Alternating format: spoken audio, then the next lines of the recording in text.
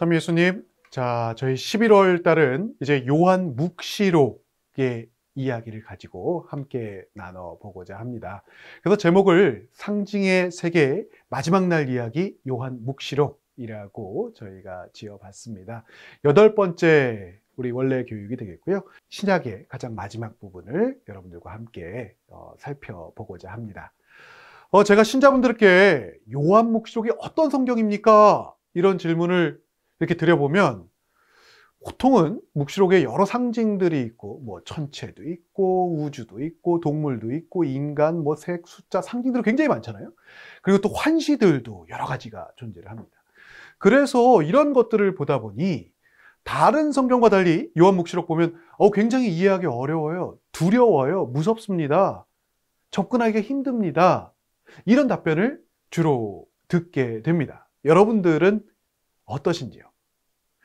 어떻게 보면 요한 묵시록은 우리가 이렇게 좀 가까이 하기에, 편안하게 다가가기에는 조금은 어렵다, 편치 않다, 뭐 이런 성경. 그래서 굳이 성경을 읽고 이 부분은 좀 펼쳐보기가 좀 꺼려진다, 이런 이야기들을 종종 듣게 되는 것 같습니다. 실제 그럴까요? 오늘 그래서 저희가 이 부분들에 대해서 조금은 편안한 마음으로, 또 조금은 그 내용들을 하나하나 우리 교회의 전통과 또 신앙의 가르침들은 어떻게 이루어져 왔는지를 한번 살펴보도록 하겠습니다. 간혹 어떤 분들은 요한 묵시록을 이제 함께 공부하자, 혹은 함께 이야기해 봅시다 이러면 이 상징들 하나하나를 다 알아야 되시는 분들 계십니다. 이 상징이 뭐예요? 이건 왜 여기서 이렇게 쓰였어요? 또 어떤 분들은 개별적인 단어 하나, 혹은 문장 하나, 뭐 숫자 하나, 환시 하나, 이걸 가지고 묵시록은 이렇지 않습니까? 이런 의미가 아닙니까? 라고 말씀하시는 분들도 종종 만나볼 수가 있습니다. 이렇게 집중을 하다 보면 때로는 오해하거나, 또 때로는 묵시록하면 너무나 두렵습니다. 이 책은 아니에요. 이 성경은 너무 무서워요. 이런 분들 역시 만나 뵙게 됩니다. 하지만 요한 묵시록이 쓰여졌을 당시, 그리고 묵시록이 신앙인들에게 어떻게 읽혀지고 또 전해졌는지를 살펴보면 오히려 묵시록은 희망의 소식이었고, 그 희망의 용기를 북돋아주는 말씀이었음을 생각해 보게 됩니다. 오늘 이 시간을 통해서 우리 역시 많은 신앙인들이 그렇게 느껴왔고 또 설명해왔던 이 요한 묵시록의 희망의 메시지에 조금 더 가까이 갈 수 있으면 좋겠다라는 생각을 좀 해봅니다. 자, 그러면 요한 묵시록의 개관에 앞서서 먼저 저자에 대한 이야기를 조금 드리고 싶습니다. 요한 묵시록의 저자는 누굴까요? 요한 묵시록의 제일 처음에 보면 묵시록의 저자를 분명하게 밝히고 있습니다. 그 이름을 요한이라고 제시하지요. 묵시록은 요한이 아시아에 있는 7교회에 이 글을 씁니다 라고 분명하게 저자가 요한이라고 밝히고 있는 그러한 성경입니다. 그런데 한 가지 이상한 점은 이 요한 묵시록 안에서 저자에 대한 소개가 없습니다. 자신을 사도로 이야기한다거나, 혹은 신상에 대한 구체적인 정보를 하나도 알려주질 않고 있다는 것이죠. 교회의 전통 안에서 보면 2세기부터 사도 요한이 복음, 서간, 그리고 요한 묵시록을 함께 저술했다. 따라서 복음과 서간과 묵시록을 함께 묶어서 요한계 문헌이라는 이야기로 불러왔습니다. 지금도 우리가 요한계 문헌 이런 이야기를 하고 있지요. 뭐 예를 들어보자면 유스티노의 트리폰과의 대화, 이런 곳에 보면 우리 중에 하나요, 그리스도의 제자들 중에 하나인 요한이라고 불리는 이가 그에게 위탁된 계시를 통해서 그리스도를 믿는 자들이 예루살렘에서 살 것이라고 예언하였다라는 기록을 찾아볼 수 있습니다.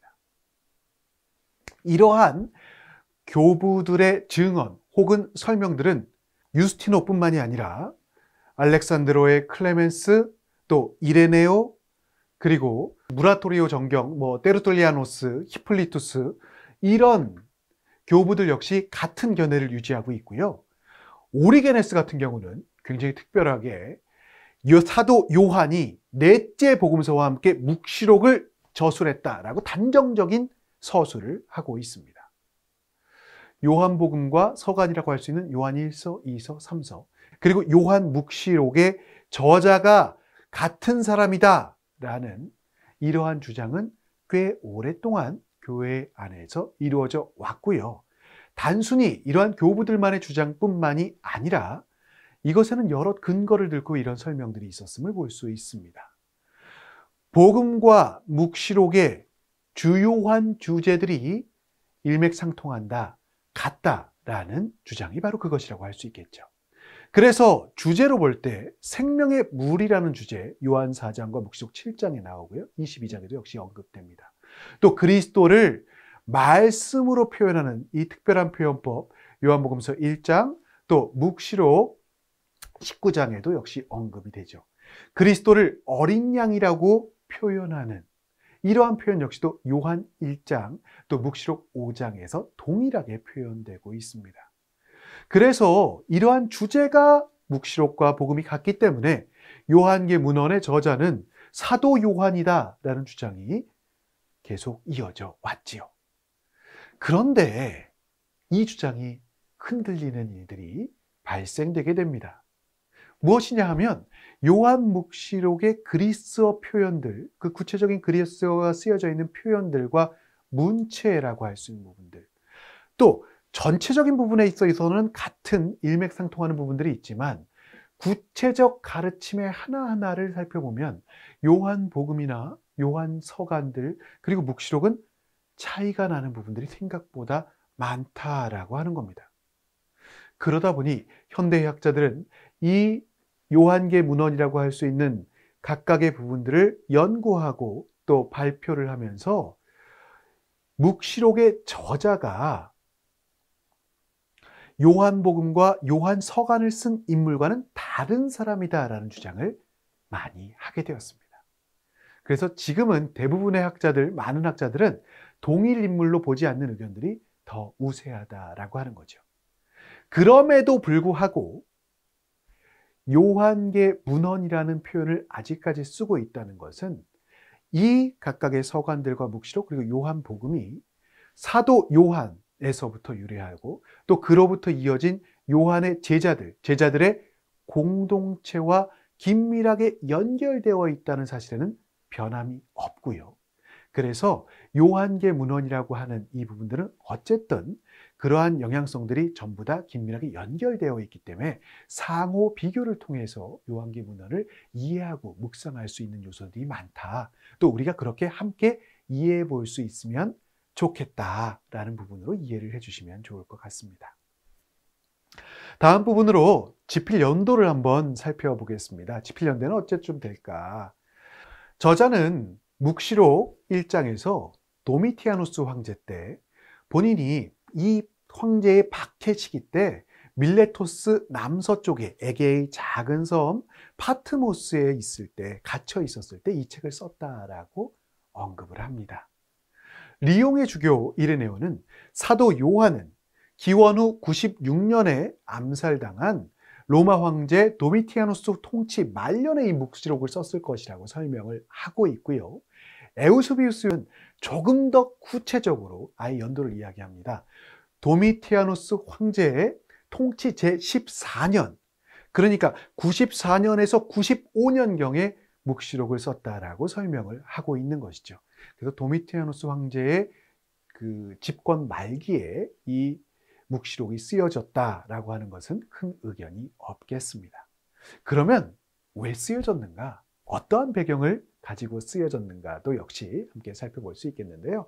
묵시록이 쓰여진 시기가 바로 이 도미티아누스 황제의 시기다, 특히나 말년이다라고 이야기했는데 이 황제가 어떤 황제였는지를 알아보는 것은 묵시록을 이해하는 데 그 배경적 지식으로 굉장히 도움이 됩니다. 도미티아누스, 제가 이게 말이 계속 꼬이네요. 도미티아누스. 네. 여러분들도 한번 해보시죠. 도미티아누스. 네. 이 황제, 절대 권력을 가지고 있었습니다. 그리고 절대 권력의 유지를 하기 위해서 로마의 모든 시민들, 그리고 로마 통치하에 있는 모든 지역의 사람들에게 자신을 주님이자 신이라고 부르도록 강요를 하게 됩니다. 굉장히 그리스도교 신자들에게는 어렵겠죠. 그리고 그 강요에만 머무는 것이 아니라 황제 숭배 예식을 참여하도록 강제시키는 것이죠. 그리스도교 신앙인들 입장에서는 이 황제 숭배 예식에 참여한다는 것은 받아들일 수 없는 일이 됩니다. 자, 이제 신앙인 공동체에는 큰 위기가 닥칩니다. 죽음을 각오하고 온갖 박해를 이겨내며 믿음을 지킬 것인가? 즉, 황제의 명을 어길 것인가? 이게 삶과 죽음의 문제에 연결되잖아요. 아니면 살기 위한 것이라고는 하지만 우상 숭배를 할 것인가? 교회 공동체의 가르침, 교회 공동체는 당연히 이 황제 숭배를 따를 수가 없었겠죠. 교회 공동체는 자연스럽게 로마 제국의 박해와 고난을 받게 되고 순교자들이 양산되게 됩니다. 신자 공동체는 큰 위기를 겪게 되고 많은 어려움들을 겪게 되는 것이죠. 이런 배경 안에서 요한묵시록은 쓰여지게 됩니다. 따라서 요한묵시록 안에서 순교라고 하는 것은 완전한, 완벽한 증언의 순간으로 드러나게 되는 것이죠. 신앙인들은 그리스도를 죽음으로써, 순교함으로써 증언하고 증거하게 되고 그리스도의 승리에 동참하게 될 것이라는 굳은 믿음이 이들 안에 생겨나게 되고 또 격려하게 됩니다. 그러한 믿음 안에서 그리스도께서 승리자로 다시금 오실 것이라는 그러한 희망 또 믿음 역시 자라나고 있었겠지요. 그래서 요한묵시록 안에는 신앙인들에게 또 순교자들에게 믿음과 용기를 잃지 말 것을, 이 용기를 북돋고 격려하는 장면들을 굉장히 많이 살펴볼 수가 있습니다. 이러한 표현들이 반복해서 나타납니다. 2장, 6장, 7장, 11장, 17장, 19장까지.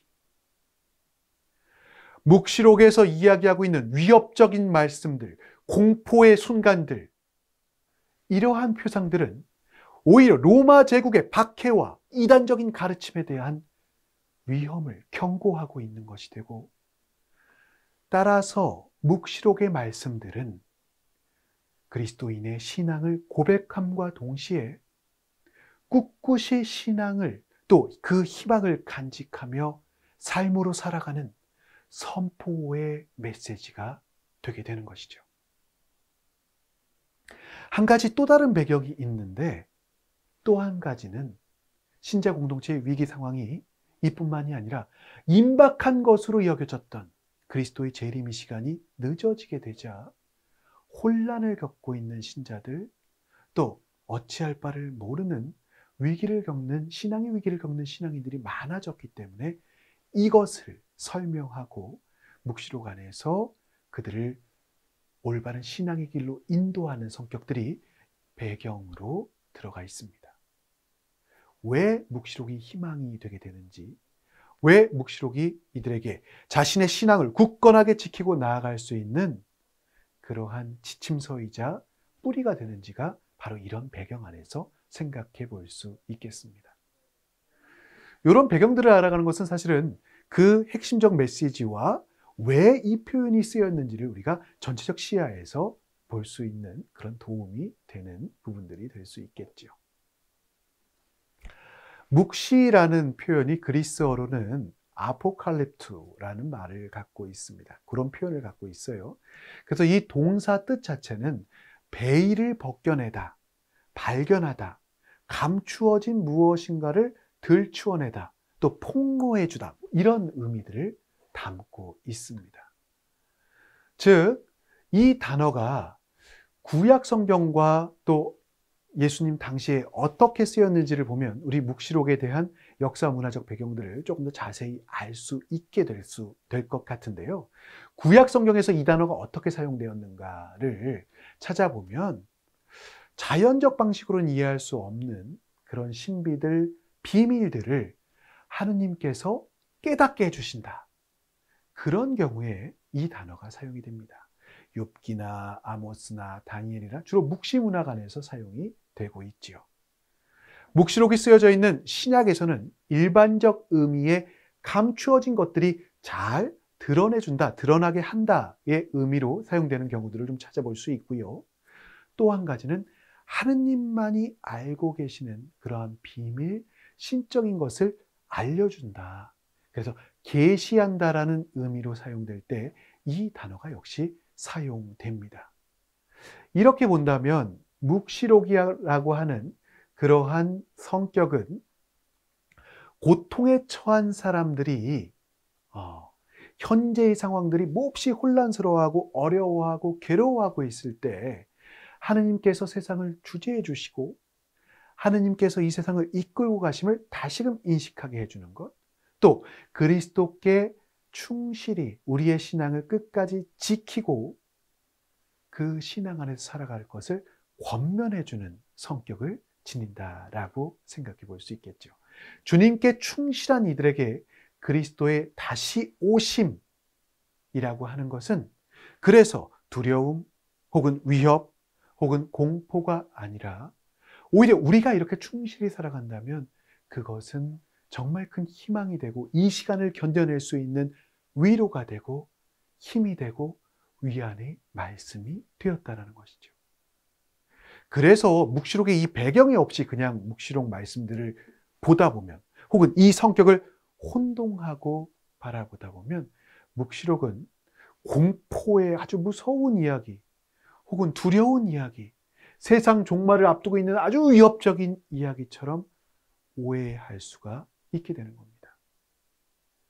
요한 묵시록은 그래서 저술된 형태로만 보면 기본적으로 예언자들이 예언서에서 하고 있는 예언과 그 형태를 같이 하고 있지만 무엇보다 죄악에 가득 찬 시대의 갈등 상황 속에서 또 신앙인들의 위기 상황 속에서 이제 하느님의 통치가 이루어질 것이라는 절박한 메시지, 즉 주님의 날이 다가오고 있음을 선포하고 있는 것이죠. 이제 역사의 주인이신 바로 그 주님, 그리스도께서 최후의 심판자가 돼서 다시 오실 것이다. 그리고 그때가 오면 신앙인들은 영광과 승리의 월계관에 함께 참여할 수 있을 것이다라는 초대의 메시지가 되게 되는 것입니다. 벌써 지금까지만 봐도 이전과는 조금은 다르게 묵시록에 다가갈 수가 있겠지요. 그래서 묵시록의 전체적인 구조와 내용을 간략하게 또 좀 살펴보도록 하겠습니다. 이 묵시록을 받게 되는 대상자들은 7교회입니다. 7교회에 보내는 말씀이라는 거죠. 근데 이 7교회에 보내는 말씀은 사실은 요한 묵시록은 분명 묵시록의 형태와 그 성격을 지니고 있는데 오히려 이 부분은 묵시 문학보다는 예언자들의 일반적인 설교와 그 성격상으로는, 내용상으로는 더 유사하고 가까운 모습을 띠고 있고요. 역사를 신앙의 관점에 따라서 설명하기 때문에 구약의 묵시문학들, 다른 묵시문학적 작품들과는 좀 구별되는 그러한 형태를 띠고 있습니다. 편지 형태의 예언의 말씀들이라고 할 수 있는 부분들이 먼저 제시되고 거기에 이어서 나오는 부분들이 우리가 좀 어려워하고 이 묵시록을 읽을 때면 항상 좀 힘들게 느끼는 여러 환시들이 이어지게 됩니다. 이 환시의 내용들을 간략하게 좀 살펴보지요. 첫 번째 환시라고 하는 부분은 4장에 나오게 되는데 7봉인과 7 나팔의 이야기가 나옵니다. 그래서 세상 종말의 전조의 내용이 전하고 있어서 이 부분들을 보면 어렵다 내지는 무섭다, 이건 읽고 싶지 않아. 이렇게 느끼는 분들도 종종 볼 수가 있습니다. 어쨌든 환시들이 여러 개 나오니까 각각의 환시들을 좀 볼게요. 두 번째 환시들은 12장에 나오게 되는데, 교회가 겪게 되는 직접적이고 구체적인 시련의 모습들을 보여줍니다. 이 시련의 모습들을 교회 공동체는 직접 겪고 있기도 했었고, 앞으로도 겪을 상황을 알려주는 것이기도 하겠지요.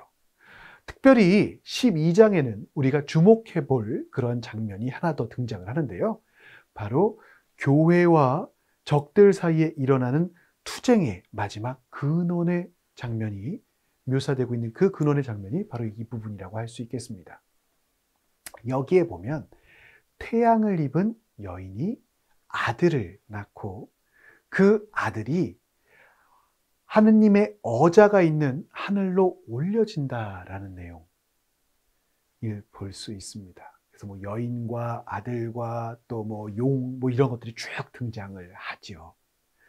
이 부분에 대해서를 보며 그 내용을 한번 살펴보면요. 이 여인이 바로 예수님의 어머니, 우리가 흔히 이야기하는 성모 마리아로 볼 수가 있는 부분입니다. 그래서 예수님을 따르는 이들이 모인 교회의 어머니라는 이중적 실제, 그러니까 예수님의 어머니로서의 성모님, 또 예수님을 따르는 이들이 모인 교회의 어머니라는 이중적 실제가 이 묵시록을 통해서 우리가 함께 알 수 있는 것이죠. 여기서 이제 여인이라는 표현은 요한 복음 안에서도 보면 예수님께서 성모님을 부를 때 다른 많은 표현들이 있음에도 불구하고 여인이시여라고 이야기를 하는데, 그래서 그 부분과도 연결을 시켜서 요한 복음사가 또 혹은 묵시록 안에서 이 요한의 영향 안에서 성모님을 부르는 특별한 호칭 혹은 특별한 표현으로도 설명하곤 합니다. 그렇게 볼 때 이 교회라고 하는 것은 어린 양이 함께하는 그러한 곳이 되고, 구원받은 이들이라고 하는 것은 이 어린 양과 함께 어린 양을 뒤따르며 함께 그 구원의 길을 걸어가는 공동체가 되는 것이죠. 7 대접과 그리스도의 승리라는 게 이제 15장에서 20장까지의 말씀 안에 드러나게 되는데, 이를 통해서 완전수 7에 대한 도식이 역시 이어지게 됩니다. 숫자 7에 대한 것은 조금 이따가 살펴보긴 하겠는데요. 이 숫자들에 대한 상징들도 각각의 숫자들을 통해서 그 의미하고 있었던 바가 있기 때문에 우리는 이런 숫자들에 익숙하지가 않잖아요. 그런데 이 숫자가 의미하고 있는 상징에 익숙한 사람들은 이런 것들을 읽으면서 바라보면서 이것이 무엇을 의미하겠구나, 그래서 이렇게 사용됐구나라는 것들을 이해하게 되는 거죠.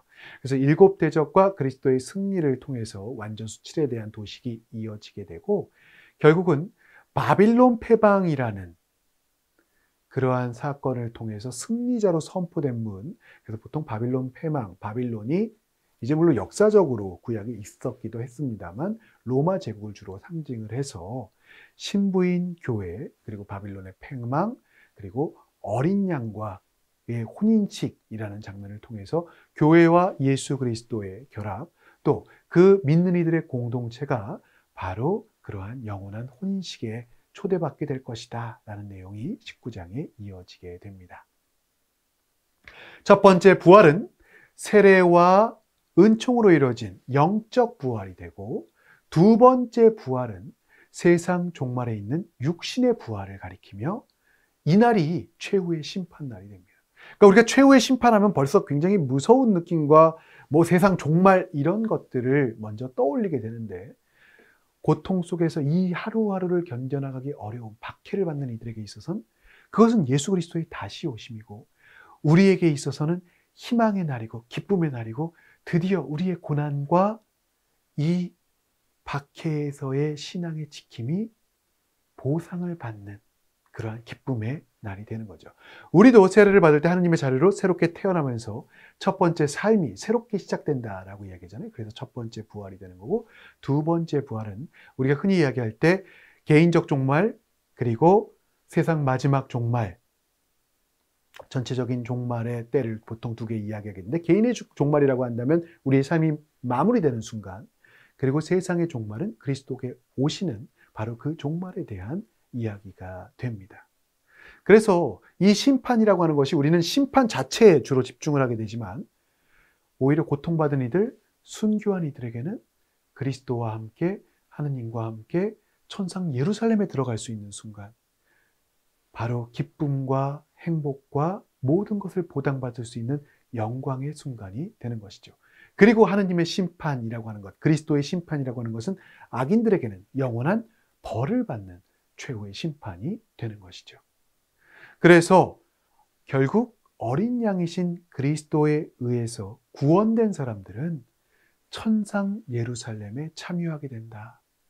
그 영원한 기쁨에, 천상 복락에 참여하게 되는 것, 영원한 생명을 향해 나아가는 것, 영원한 생명의 삶을 살아가는 것이 바로 교회 여정의 목적이 되고, 우리는 바로 그 영원한 행복에 초대받은 사람들이 된다는 것이 바로 묵시록을 통해서 전달하고자 하는 메시지가 되는 것이죠.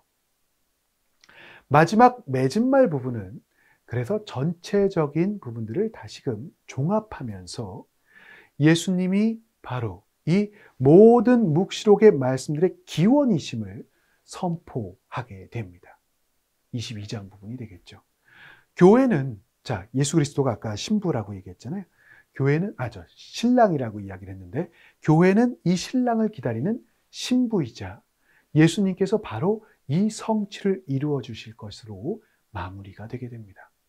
자, 이렇게 전체적으로 보면 큰 맥락 안에서 묵시록의 그 여러 가지 어찌 보면 무섭게 보이고 공포스럽게 느껴지고 두렵게 느껴지고 어렵게만 느껴졌던 이야기들이 당대의 상황과 시대상을 반영하고 있고, 그 시대를 살아갈 수 있게 하며 그 시대 이후의 사람들도 우리가 무엇에 중심을 두고 하루하루의 삶을, 또 신앙의 여정을, 그리고 교회의 구성원으로서 믿는 이들의 공동체에 어떻게 살아가야 할지를 그 나침반 혹은 그 방향성을 지시해 주는 것으로 이해해 볼 수가 있겠죠. 그런 관점을 갖고 묵시록 말씀들을 보다 보면 우리가 구체적으로 좀 이해가 안 되는 부분들이 있더라도 일단 전체적인 시선들을 가질 수가 있게 되고요.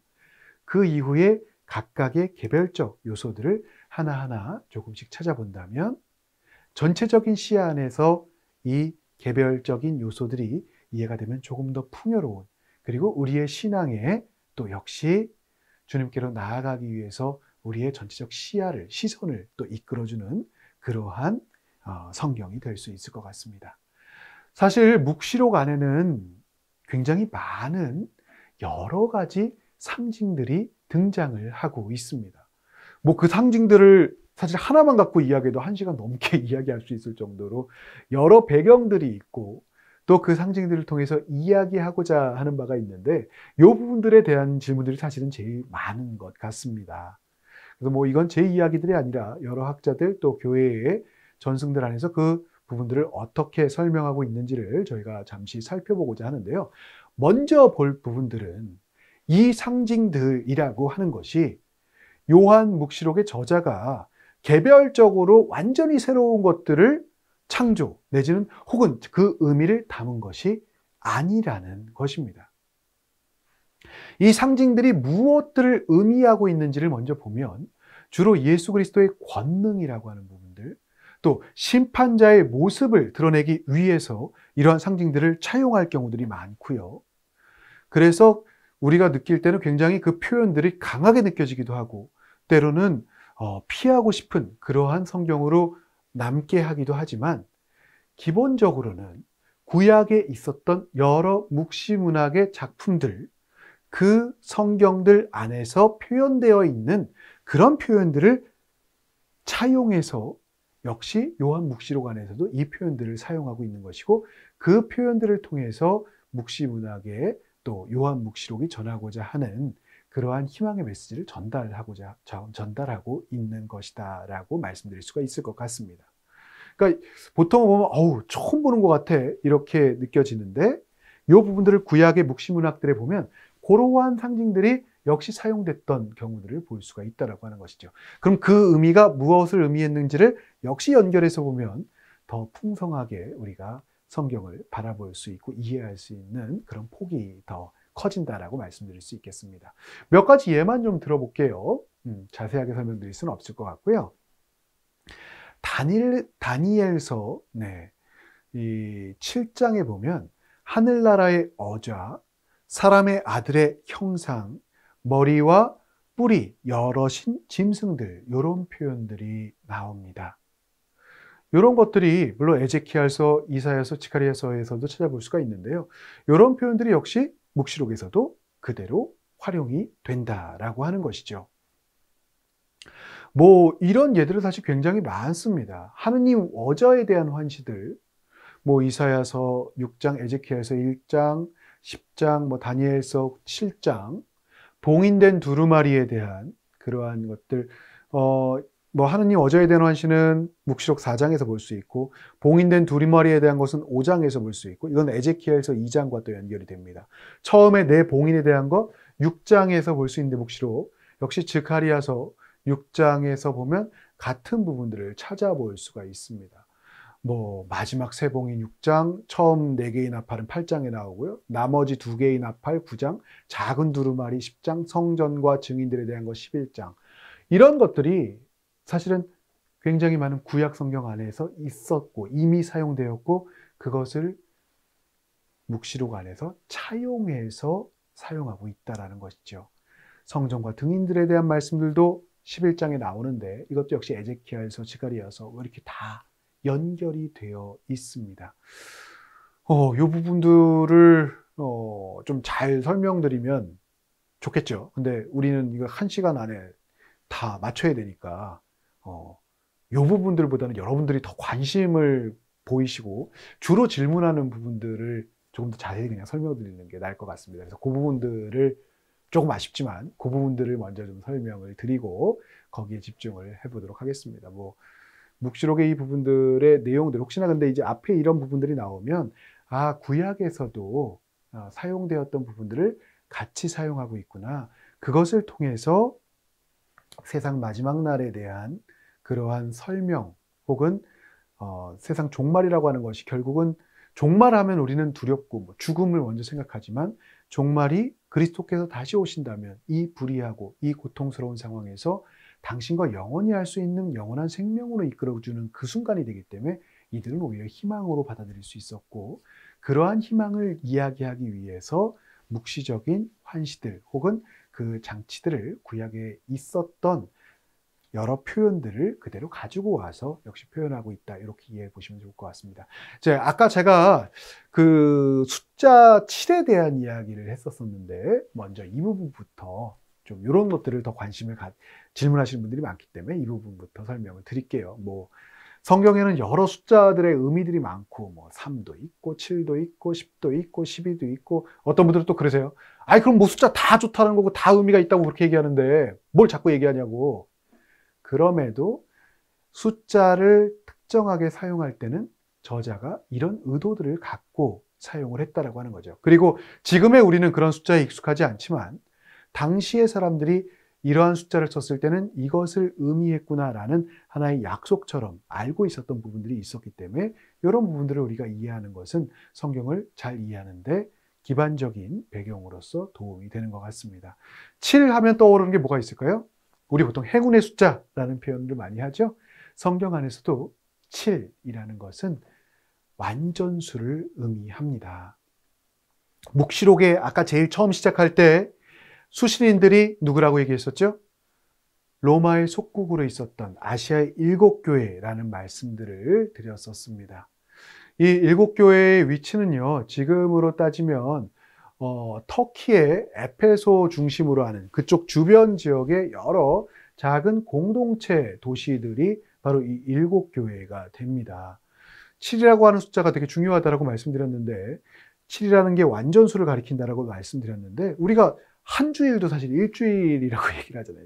7일을 기점으로 하나의 주를 지내고 있죠. 일주일도 하나의 주로 지내는 것이 보신이 좋았다라고 했던 당신의 쉬셨던 바로 그 7일을 기점으로 해서 우리가 한 주를 지내고 있다라는 거죠.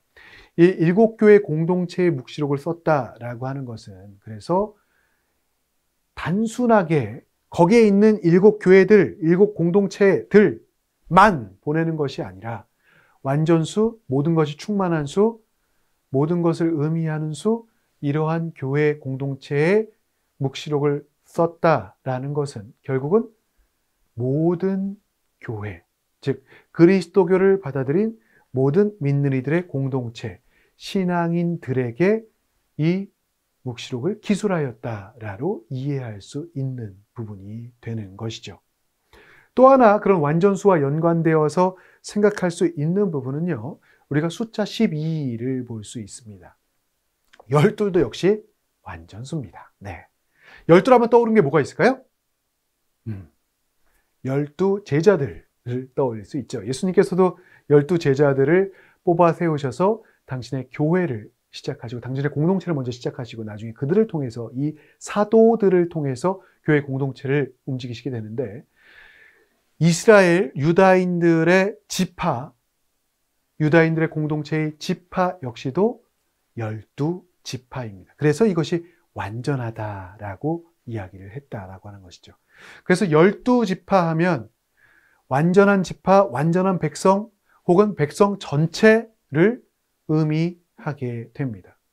그래서 이러한 그 숫자의 배경을 가지고 와서 묵시록에 보면 천상 예루살렘이라고 하는 것, 예루살렘이 이제 상징적으로 하느님 나라 또 혹은 이스라엘 백성 뭐 여러 가지 의미들을 담고 있습니다만 천상 예루살렘의 성문에는 12지파의 이름이 새겨져 있습니다 라는 표현을 볼 수 있습니다. 볼 수 있는데 그것 역시 이제 완전한 백성들 목록이 다 작성되었다. 우리가 생각하는 이스라엘 백성들 12지파만 있다 이 표현보다는 완전함을 상징하는 표현들이 더 강하게 드러날 수 있는 것이죠. 그리고 이 문을 지키고 있는 천사들의 숫자 역시도 21장에 나와 있는 걸 보면 12천사가 지키고 있습니다. 각각의 성벽에는 12초석이 있고 그 위에는 이 초석 위에는 12사도의 이름이 적혀져 있었다. 이 묵시록의 저자가 12이라는 숫자에 얼마나 중심을 두고 있고 그것을 통해서 모든 백성, 모든 사람들로 이것을 확장시키려고 하는지 그것이 유다인이었건 유다교에서 개종한 사람이었건 이방인이었건 이러한 숫자들을 통해서 백성 모두를 함께 포괄하는 그래서 거기 안에 들어갈 수 있도록 초대하는 그러한 성격들이 이 숫자 안에는 상징적으로 들어가 있다라고 하는 것을 볼 수 있겠습니다. 그 다음에 묵시록 하면 제일 많이 나오는 것 중에 두 번째 정도. 요새는 이 숫자가 더 많이 질문을 하는 것 같기도 합니다. 이 질문. 뭐, 신천지하고도 연관이 되고요. 굉장히 많이들 질문을 하시는 숫자 14만 4천. 이 숫자에 대해서 7장에도 한번 나오고 14장에도 한번 나오는데 그 부분을 한번 살펴보지요. 14만 4천에 대한 교회의 전통들, 교부시대부터 교회에서 이 숫자를 어떻게 설명했는지를 살펴보면요. 주로 완성, 완전성 이런 식으로 표현하는 것들을 자주 찾아볼 수 있습니다. 왜 그러냐면 14만 4천과 사실 완전성이 어떻게 연결이 되는가. 자, 방금 전에 저희가 본 숫자가 뭐죠? 12였죠. 12. 12는 완전한 숫자였죠. 성경에서 사용되는 숫자의 또 상징의 표현들을 보면 이 완벽한 숫자들을 더하거나 곱하거나 그래서 그 합이 나온 숫자 혹은 그것을 곱한 숫자를 완전성의 의미로 담곤 합니다. 그럼 14만 4천을 어떻게 주로 해석해 왔냐면 설명해 왔냐면 12를 2번 곱한 것, 즉 완전수를 2번 곱한 것 완전한 거 완전함이 곱해지면 무한한 완전성 이런 의미가 되겠죠. 자 그러면 12 곱하기 12는 144죠. 그럼 공 3개가 남죠. 곱하기 1000입니다. 1000이라고 하는 숫자는 사실은 그 당시에는 충만한 숫자, 이제 넘어가서 더 셀 수 없는 숫자 이런 의미들을 역시 담고 있었거든요. 그래서 14만 4천이라고 하는 이 숫자는 이스라엘의 완전함 백성의 완전한 숫자, 또 새로운 도성 예루살렘에 아까 보면 기둥, 초석 뭐 이렇게 했었잖아요. 그것도 12지파였죠. 12지파의 이름이 있었죠. 12초석이 있었죠. 12천사가 있었죠. 그래서 도성 예루살렘과 12지파와 12사도와 이 모든 완전성들이 혼재된 충만함이라는 의미를 담아내게 됩니다. 그래서 보통 이 숫자들이 묵시록이 나온 이후에 많이 설명된 용법들은 바로 하느님 백성 전체를 의미했었습니다. 구원이라고 하는 게 구약의 이스라엘 백성들 같은 경우는 보통은 유다인들, 유다교를 믿는 사람들 이렇게 굉장히 한정적이 되었는데 그것을 예수 그리스도께서 오시면서 하느님의 모든 백성들, 모든 사람들로 폭넓게 모두로 포괄적으로 변화가 되게 되는데 묵시록도 역시 같은 그러한 연장선상에 있게 된다는 것이죠. 한정적 구원의 숫자로서 이게 사실 신천지뿐만 아니라 많은 이단의 역사에서 14만 4천 명을 그 제한적 숫자로 이야기했던 그런 이단들을 굉장히 많이 찾아볼 수가 있습니다. 그런데 묵시록이 쓰였을 당시 그리고 그것을 해석해왔던 많은 해석들의 경우에는 14만 4천을 딱 숫자적인 명시적인 14만 4천이라고 보기보다는 하느님 백성을 전체로 상징하는 충만하고도 완전한 숫자 모두를 구원하기 위한 그러한 충만한 숫자로 바라보았다는 것을 우리가 이해해 보시면 될 것 같습니다. 자, 또 한 가지 14만 4천처럼 많이 나오는 거 666이라는 숫자가 여기 나옵니다. 벌써 20여 년이 한참 넘었죠. 30여 년 가까이 되나요? 막 휴거 나오고 그럴 때 666 바코드 얘기 이 정도를 기억하시고 계신 분들이면 꽤 오래 시간들을 살아오신 건데요. 네. 그렇습니다. 많은 궁금증을 불러일으키는 숫자, 악마의 숫자다! 이렇게도 이야기를 하죠. 그래서 제가 그 당시를 기억해 보면, 이렇게 바코드 절대 찍으면 안 된다고, 그게 거기 숨어 있다고, 이런 얘기도 했던 그런 기억도 나고, 정말 세상이 멸망하면 어떡하지? 이런 괜시리 그냥 두려움 같은 그런 것도 들었던 그런 숫자가 바로 이 666이기도 합니다. 자, 우리는 지금 아라비아 숫자를 쓰지요. 네. 666이라는 것도 아라비아 숫자죠. 근데 많은 나라 또 역사 안에서의 이 변경들을 보면 문자를 갖고 숫자를 표현했던 나라들이 굉장히 많습니다. 우리야 그냥 글로 그걸 다 표현할 수 있지만 보통은 각각의 자음에 숫자 값을 줘가지고 숫자를 문자에 그 자음 갖고 표현했던 경우들이 많이 있습니다. 이 666이 도대체 뭐냐? 666이 의미하는 게 뭐냐? 이런 질문을 던질 때 제일 많이 나오는 다양한 설명 중에서 학자들의 설명 중에서 흥미로운 설명들을 몇 가지 좀 드려볼게요. 로마의 황제들 중에서 물론 우리가 여러 황제들을 볼 수 있지만 초기 교회 제일 처음에 그리스도교의 박해라는 것을 제일 먼저 일으킨 장본인은 네로 황제입니다. 로마의 대화제가 나자 그리스도인들이 바로 그러한 불을 냈다, 방화를 질렀다 이래갖고 박해를 시작하게 되는데 이 네로 황제의 이름이 라틴어로는 네로 체사르입니다. 이거를 당대에 사용하고 있었던 그런 공용어라고 할 수 있는 그리스어로 음역해 보면 네론 카이사르가 되고요. 예수님 시대에 사용하고 있었던 말은 아람어라고 하는데 그 지역들 전체, 페르시아 지역 전체에 쓰였던 말인데 아람어로 표현을 음역을 해보면 네론, 카사르 이런 식으로가 표현할 수 있습니다.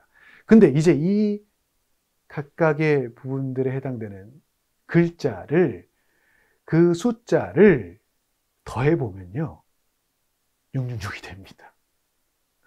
네로 황제에게 호된 탄압을 당하고 많은 이들이 또 순교를 당하고 그런 부분들을 생각해 보면 이게 과연 우연의 일치일까? 그것도 염두에 두지 않았을까? 그래서 이 숫자는 네로 황제다 이렇게 주장하기도 하고 그 연결고리를 생각해 볼 수 있습니다. 그래서 히브리어로 표현해도 마찬가지고 레시 사메 코프는 바브 레시 눈 이렇게 되는데 그게 260, 150, 6, 250 이렇게 해서 이 숫자를 다 합치면 666입니다. 666입니다. 그래서 이게 네로 황제를 표현했을 것이다, 묵시록 저자가. 그것이 바로 그래서 악마의 상징처럼 그렇게 된 것이다 라는 설명 볼 수 있고요. 또 한 가지, 또 다른 학자분들은 7이 완전수라 그랬죠. 성경에 사용되는 용법 중에서는 완전수에서 하나가 빠지면 불완전을 의미합니다. 그래서 6이라는 숫자는 근본적으로 7에서 하나가 부족하기 때문에 부족함, 이 부족함이 3번이 보이게 되는 거죠. 6, 6, 6. 그렇게 돼서 불완전이 3번이나 모여 있다. 그래서 불완전함을 굉장히 강조하기 위한 숫자로 이렇게 표현을 하기도 합니다. 그래서 뭐 666의 의미를 우리가 생각하는 뭐 악마의 숫자 이런 의미보다는 어쨌든 좋게 사용되지는 않고 있습니다만 이런 배경들이 있었겠구나 정도를 이해하시면 좋을 것 같습니다. 자, 요한 묵시록을 이야기할 때 제가 희망의 책이라는 말씀을 드렸는데 요한 묵시록 독자들에게 이야기하고 있는 핵심은 언제나 그 신앙을 지켜나갈 수 있는 것, 그리고 지금의 이 어려운 상황 속에서 신앙 안에서 희망을 잃지 않을 것, 그리고 그러한 사랑의 신앙 생활을 지속적으로 당신과 함께 나아갈 것이라는 선포의 메시지의 성격이 굉장히 강하게 들어가 있습니다.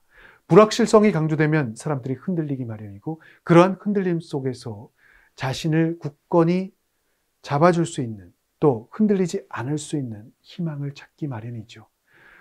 어찌 보면 두려움, 공포, 그리고 불안감들의 단어들이 있지만 그 여러 환시들 안에는 묵시록 문학이 갖고 있는 성격처럼 오히려 순간적인 도피처가 아니라 현세의 어려움을 굳건히 이겨낼 수 있고 고통받고 있는 이들을 위로하고 있으며 구약에도 이미 있었던 그런 박해의 시간들, 어려움의 시간들 안에서 위로의 말씀으로 희망의 메시지로 바로 이 묵시록 말씀이 선포되었습니다. 따라서 묵시록은 단순히 현실을 잊어버리는 것 혹은 망각해버리는 것, 그것으로 초대하는 것이 아니라 영원히 함께 하시는 하느님의 역사하심 안으로 우리가 함께 동참하고 그 신비를 전체적 시간으로 함께 바라볼 수 있게 하고 이 여정에 동참하도록 초대받은 이들임을, 그래서 그리스도와 안에서 꼭 붙어 있으며 신앙이, 나의 삶이, 신앙의 길이 이 현세적인 상황 속에서도 굳건하게 당신을 바라보고 기도 안에 나아갈 수 있기를 초대하는 그런 희망의 메시지와 부르심이 될 수 있을 것 같습니다. 묵시록의 각각의 부분들을 보면 분명히 어려운 부분들은 있습니다. 바로 이해되지 않는 부분들도 있고요.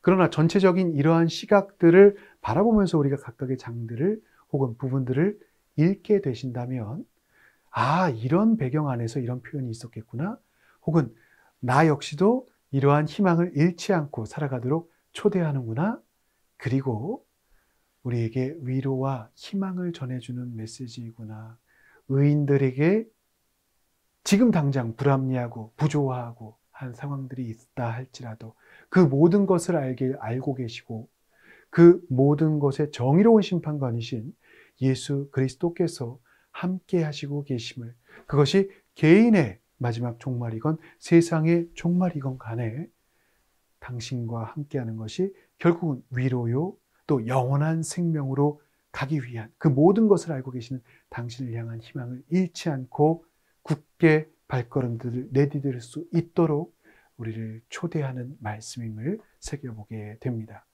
요한묵시록의 말씀들이 이번 달 우리들의 삶 안에 또 신앙 안에 그런 위로와 희망으로 다가오기를, 또 묵시록의 말씀 안에서 그러한 신앙의 여정을 함께 걸어갈 수 있기를 청해 봅니다.